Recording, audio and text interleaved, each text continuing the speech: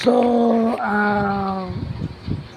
ano to, Sections 11 to 16 ng Sanitation Code of the Philippines or Presidential Decree 856 promulgated on 1975. So exactly 50 years na.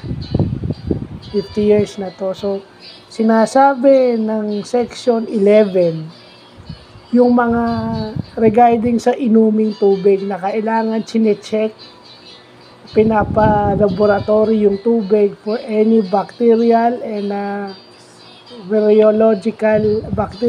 virological component na meron yung tubig na pwedeng magdulot ng sakit sa tao. So yun yung sections 11, 12, and 13. Laboratory examination ng pot ng drinking water. Diba kung meron kang mineral water business o drinking water business, dadaan ka dito sa provision ng sanitation code na to. So yun yung sections 11 to 13. Yung section 14 naman, no food business is allowed to operate without a sanitation permit.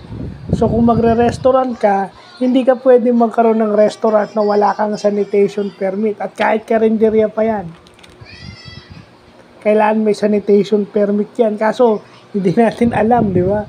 Bakit parang maraming hindi sumusunod yan dito sa Pilipinas? Di ba? Section 15 yun. Section 14. Section 15 is hindi ka pwedeng pumasok sa isang food establishment na walang health certificate. Yun ang section 15. So, no person shall be employed in a food establishment without a health certificate kasi baka magkasakit ka. So, ganun kahigpit yung sanitation code. Umiiral pa rin yan. Pero bakit parang hindi sumusunod? And then, section 16,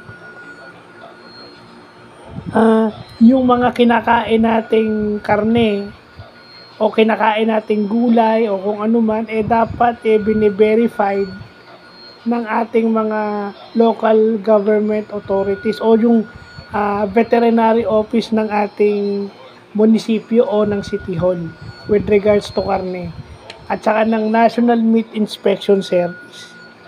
So yan, dapat sinicheck yan kasi kung sinisigurado ba kung double dead ba yan, kaya kita nyo sa news kung double dead talagang sinicheck yan kasi posible magkasakit ang tao kasi iba ginigiling na lang para hindi mahuli. So, yun yung mga importante na nakikita natin, yung sections 11 to 16 ng Sanitation Code.